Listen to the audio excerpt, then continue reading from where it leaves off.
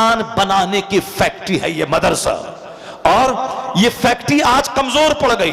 मुसलमानों ने भी अपने बच्चों को मदरसे में पढ़ाना छोड़ दिया, गवर्नमेंट ने भी इसे आतंकवादी का अड्डा कहा। जो इंसान बनाने की फैक्ट्री था उसे आतंकवादी का अड्डा कहा।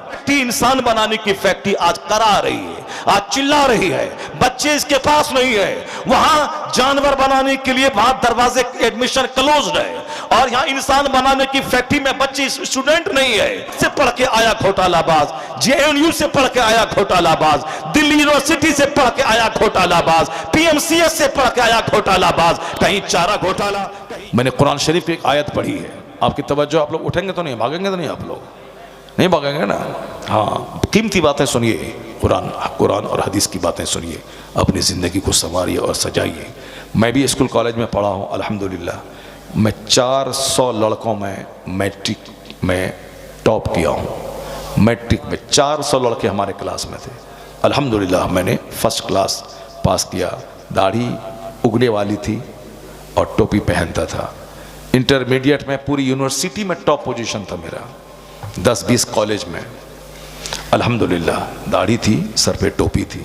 ऐसा नहीं कि गुटखा खाएं, फिल्म जाके देखें, खड़े होके पेशाब करें, हा करें, कॉमेडी करें, बच दोस्तों के साथ शरीफों बूढ़ों का मजाक उड़ाएं, माँ बाप को आंख दिखलाएं, तब जाके ये क्या कर रहे हैं भाई, ये ग्रेजुएट है, ये कॉलेज में पढ़ रहे हैं। तो कॉलेज में पढ़ रहे हैं तो बस में सफर कर रहे हैं, बस कंडक्टर को 2 तमाचा मार दिया, जिसका रिजर्वेशन डब्बा जिसका उसको हटा दिया और अपने से बैठ। क्यों साहब, ये कॉलेज के स्टूडेंट है। तुम कॉलेज का स्टूडेंट है, तुम पढ़ेगा लिखेगा, नौकरी करेगा, पैसा कमाएगा, तुम्हारा बाप फायदा उठाएगा, तुम कमाएगा, तो तुम्हारे पढ़ने से समाज को क्या फायदा है? तुम्हारे ग्रेजुएट बनने से बस वाले को क्या फायदा है? तुम ग्रेजुएट बनेगा, कमाएगा, खाएगा, तुम्हारा बाप मौज मस्ती करेगा, तुम कार खरीदेगा, लेकिन ये समाज के लोगों को जो सता रहा है उसको क्या मिलेगा?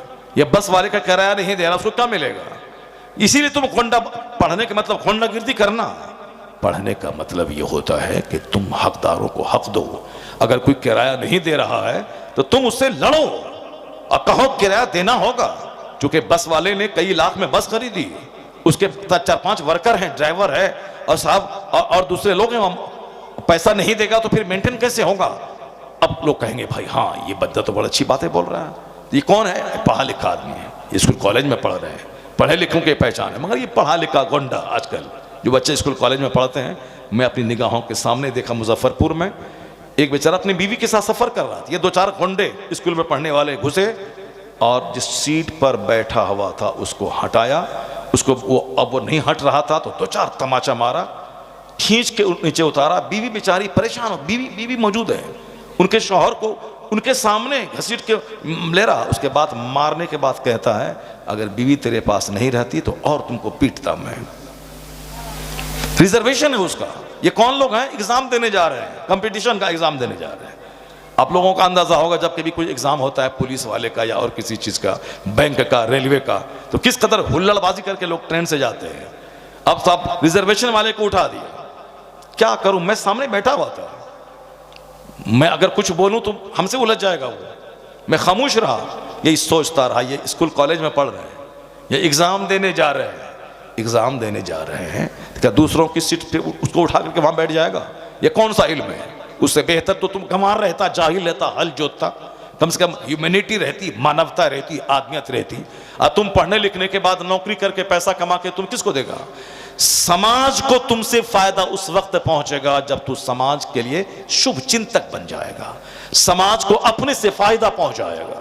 सिर्फ पढ़ा, नौकरी किया, दूसरों को जलील समझ रहे हैं, समाज के सारे लोगों को हकीर समझ रहे हैं, मकान बना रहे हैं, ये कौन सी तालीम हो गई? ये कौन सा इल्म हो गया? इसी तरह का इल्म जब बढ़ेगा तो मंत्री बनने के बाद वो घोटाला करेगा, डीएम बनने के बाद वो रिश्वत लेगा, ब्लॉक डेवलपमेंट ऑफिसर बनने के बाद वो खजाने को लूटेगा, जिस तरह आज हिंदुस्तान में हो रहा है तमाशा। इसी तरह का इल्म रहा तो मेडिकल कॉलेज का प्रिंसिपल होके औरतों की आबरू के साथ खेलेगा, खूबसूरत हसीनाओं की इज्जत को लूटने का रैकेट अपने मकान के तहखाने में चलाएगा। सारी दुनिया जान रही है क्या तमाशा हुआ है। ये पढ़े लिखे लोग हैं जो इस तरह की हरकतें कर रहे हैं। पढ़े लिखे वो नहीं हैं जो ABCD जाने और 2 टका कमाए, दूसरों को अपने से तकलीफ पहुंचाए। नहीं, पढ़ा लिखा वो है जो अपने से दूसरों को लाभ पहुंचाए, अपने से दूसरों को फायदा पहुंचाए।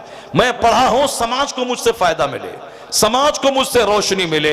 ये है the best among you is one who is profitable for others.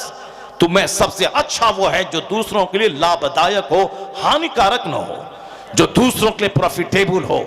Non profitable मत बनो। इसलिए वो इल्म जो आदमी को इंसान बनाता है, वो इल्म आज भी मदरसे की चटाई से मिलता है, जहां पहले दिन से लेकर आखिरी दिन तक यही सिखाया जाता है, बेटा झूठ बोलना हराम है, शराब पीना हराम है, जुआ खेलना हराम है, सूद खाना हराम है, माँ बाप को सताना हराम है, पड़ोसी को तकलीफ देना हराम है, गीबत चुगलखोरी हराम है, हसद कीना कुदूरत हराम है। यानी ये जायज है, ये नाजायज है, ये लीगल है, ये इलीगल है, ये राइट है, ये रॉन्ग है, ये फॉरबिडन है, ये परमिटेड है, ये मुसीर है, ये मुफीद है, ये बेनिफिशियल, ये हार्मफुल है। यही तो सिखाता है इस्लाम। और ये बच्चों की खुट्टी में बचपन से लेके आखिरी दौरे हदीस तक यही इल्म मिलता है। ये करना है, ये नहीं करना, ये अच्छा है, ये बुरा है, ये हराम है, ये हलाल है, ये लीगल है, ये इलीगल है। यही शिक्षा दी जाती है मदरसे में। तो इंसान बनाने की फैक्ट्री है ये मदरसा। और ये फैक्ट्री आज कमजोर पड़ गई। मुसलमानों ने भी अपने बच्चों को मदरसे में पढ़ाना छोड़ दिया। गवर्नमेंट ने भी इसे आतंकवादी का अड्डा कहा। जो इंसान बनाने की फैक्ट्री था उसे आतंकवादी का अड्डा कहा। जो इंसान बनाने की फैक्ट्री था कि माँ का पांव चूमे, बाप की पेशानी चूमे, बाप का हाथ चूमे, मुसलमानों ने भी अपने बेटों को नाफरमान बनाने के लिए अल्लाह इदारों का रुख किया। अब वहां से बच्चा पढ़ के आने के बाद बाप को आंख दिखाता है, छाती पर बैठ के 2-4 फाइट लगाता है। अगर बच्चा मदरसे का पढ़ा हुआ बता दे कि कोई करोड़ों में कोई अगर बेहुदा ऐसा होगा जो माँ बाप को मारा होगा, वरना 99% बच्चे मदरसे के पढ़े हुए वो अपने बाप का हाथ चूमते हैं। बाप है उसका शराबी, बाप है उसका काश्तकार, मगर वो उसका हाथ चूमते हैं, उनकी पेशानी को बोसा देते हैं, अपने बाप का पांव चूमते हैं। मालूम है कि बाप का पांव चूमने से जन्नत की खुशबू मिलती है, माँ के पांव के नीचे जन्नत है। तो इंसान बनाने की फैक्ट्री है मदरसा। हमारे मालदारों ने इन मदरसों को वीरान करके क्रिश्चियनों के स्कूल को आबाद किया। 10-10 हजार रुपए महाना देकर उसके स्कूल में अपने बच्चों को पढ़ाया। और क्या बनाने के लिए पढ़ाया वह सबको मालूम है। और ये फैक्ट्री इंसान बनाने की फैक्ट्री आज करा रही है, आज चिल्ला रही है। बच्चे इसके पास नहीं है। वहां जानवर बनाने के लिए वहां दरवाजे एडमिशन क्लोज्ड है, और यहां इंसान बनाने की फैक्ट्री में बच्चे स्टूडेंट नहीं है। हर तरफ से इसको डैमेज किया गया। तो आज जब बच्चे चोर हो गए, डकैत हो गए, रिश्वतखोर हो गए, घोटालेबाज हो गए, ऑक्सफोर्ड से पढ़ के आया घोटालाबाज, जेएनयू से पढ़ के आया घोटालाबाज, दिल्ली यूनिवर्सिटी से पढ़ के आया घोटालाबाज, पीएमसीएस से पढ़ के आया घोटालाबाज, कहीं चारा घोटाला, कहीं यूरिया घोटाला, कहीं ताबूत घोटाला, कहीं चीनी घोटाला, कहीं पोशाक घोटाला, कहीं भवन निर्माण का घोटाला। ये घोटाले सब पढ़े लिखे लोग कर रहे हैं। कहां के पढ़े? जेएनयू के, एएमयू के, दिल्ली यूनिवर्सिटी के, ऑक्सफोर्ड के, हार्वर्ड के, कैम्ब्रिज के, कलकत्ता यूनिवर्सिटी के पढ़े हुए लोग हैं। मैं ये अच्छे लोगों की बात नहीं करता, मैं उन गुंडों की बात करता हूं जो यूनिवर्सिटी से पढ़ने के बाद हिंदुस्तान के खजाने को लूटने का काम करते हैं। कोई चीफ मिनिस्टर की कुर्सी पे बैठ के लूट रहा है, कोई डीएम की कुर्सी पे बैठ के लूट रहा है। ये सारे लुटेरे उसी दुनियावी दरसगाहों के पढ़े लिखे लोग हैं। ये मदरसा का पढ़ा लिखा आदमी जो इंसान की फैक्ट्री है, ये मदरसा। यहां शरीफों की खेप पैदा की जाती है। तो मदरसे को हमने उजाड़ दिया। अब जब मदरसे को उजाड़ दिया तो शरीफ कहां से मिलेंगे, कुतुब कहां मिलेंगे, अब्दाल कहां मिलेंगे, शरीफ कहां मिलेंगे, जेंटिल कहां मिलेंगे। समाज आज चोरों से भर गया, डकैतों से भर गया, पापियों से भर गया, जिनाकारों से भर गया, सूदखोरों से भर गया, माँ बाप के नाफरमानों से भर गया। अब कराहना मत कि समाज नाफरमानों से भर गया, चूंकि फैक्ट्री वही है जहां नाफरमान जन्म लेते हैं। तो अब समाज चोरों से भर गया है। अब अगर चाहिए कि समाज शरीफों से भरे, नेकों से भर लिया है मेहर की रकम, ताकि आपकी अमानत है, आपके काम आए। बाकी आपकी रोटी मेरे जिम्मे, आपका कपड़ा मेरे जिम्मे। आपका काम सिर्फ इतना है, शौहर के घर को जन्नती माहौल देना है, शौहर के घर को जन्नती माहौल देना है। शौहर की खिदमत करनी है, शौहर के दिल को सुकून पहुंचाना है, शौहर के बच्चे पैदा करना है, शौहर के घर को दीनदाराना माहौल देना है। आप रानी बन के रहें, शौहर हल चलाएगा, शौहर रेड़ी चलाएगा, शौहर मारे मारे फिरेगा, शौहर 2 साल सऊदी अरब में बकरी चराएगा, वो बकरी चराए, भेड़ चराए, भैंस चराए, हल जोते, वो रेड़ी चलाए, पंजाब में सड़क के किनारे बैठकर चश्मा बेचे, बनियान बेचे, खिलौना बेचे, वो कुछ भी वो करे, आपके मेहर की रकम उनके जिम्मे, आपकी रोटी उसके जिम्मे, आपका कपड़ा उसके जिम्मे। आप रानी बन के रहें, आप महफिल की रौनक नहीं बने, आप दूसरे लोगों को ज़िना की दावत नहीं दें। आपका चेहरा शौहर की अमानत, आपका जिस्म शौहर की अमानत, आप अब शौहर की अमानत बन के रहें। अपने बिस्तर को गैरों के लिए नहीं पेश करें। आप घर की चार दीवारी को रौनक बख्शें, उसको जन्नत नुमा बनाएं। बाकी आपका सारा मेंटेनेंस मर्दों के जिम्मे दे दिया गया है, ताकि आप रानी बन के रहें और आपका शौहर एक खातिम बनकर आपकी खिदमत करता रहे। वाह वाह वाह वाह वाह। नारे तकबीर, नारे रिसालत, मसलके आला हजरत खलीफा हुजूर ताजुश्शरिया अल्लामा डॉक्टर मुफ्ती शहरियार रज़ा क़ादरी। इसलिए ए मेरी माँ बहन मेरी बेटी, कभी गैर मर्दों से बातें करने में, गैर मर्दों से आंख मचोली करने में कभी भी दिल न लगाएं, कभी उसको अच्छा ना समझें। सबसे अच्छी वो औरत है, सबसे अच्छी वो औरत है जो जितना ज़्यादा पर्दे में रहने वाली हो। जुमा की नमाज औरतों पे फ़र्ज नहीं है, क्योंकि जुमा की नमाज पढ़ने के लिए घर से बाहर निकलना होगा। जमात से नमाज होती है जुमा की, औरत घर से बाहर ना निकले, जोहर की नमाज घर के अंदर पढ़ ले। मर्द मस्जिद जाके जो जुमा की नमाज पढ़ के सवाब पाएगा, औरत घर में जोहर की नमाज पढ़ ले, उसको वही सवाब मिल जाएगा। ईद बकरीद की नमाज औरतों पे वाजिब नहीं है। ईद बकरीद की नमाज मर्द बाहर जाएंगे, जमात के साथ पढ़ेंगे, जो उनको सवाब बाहर जाके मुसीबत उठा के मिलेगा, वह सवाब औरत को घर में रहने से मिल जाएगा।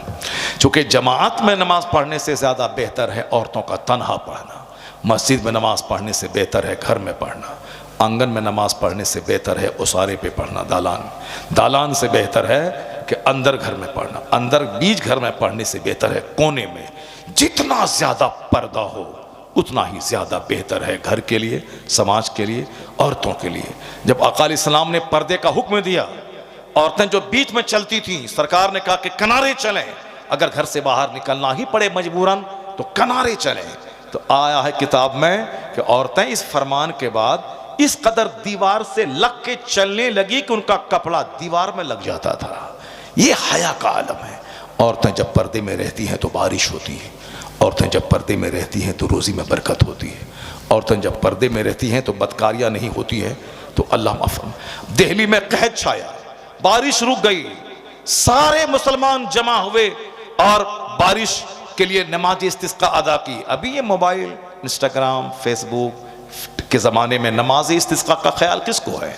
गरीबी का इलाज है नमाज चाश्त। और 2 हज 2 उम्रा का सवाब, 1 हज 1 उम्रा का सवाब मिलता है जब बंदा नमाज इशराक पढ़ के मस्जिद से बाहर निकलता है। दूसरों के सामने भीख मांगता है कि पैसा दीजिए, मदीने में खर्चा करेंगे। और यहाँ हुजूर फरमाते हैं जो फजर की नमाज बाजमात मस्जिद में पढ़े और वहाँ ठहरा रहे सूरज निकलने के बाद, 2 रकअत नमाज इशराक पढ़ के मस्जिद से बाहर निकले, 1 हज 1 उम्रा का सवाब लेके मस्जिद से बाहर निकलेगा। ये काम करना नहीं है और दूसरों से कहना है कि पैसा दीजिए हम उम्रा के लिए जाएंगे। नमाज फ़र्ज़ आज़म है। जो फ़र्ज़ है वो अदा नहीं करना है, और जो फ़र्ज़ नहीं है उसके लिए मांगना है और लालायित रहना है कि हमको सब नमाजी हमको उम्रा करवा दे। क्यों उम्रा करवा दे? खुदी को कर बुलंद इतना कि हर तकदीर से पहले खुदा बंदे से खुद पूछे, बता तेरी रजा क्या है। इतना बुलंद कर ले अपने आप को मस्जिद में कि यहाँ आंख बंद कर मदीने का दीदार हो जाए।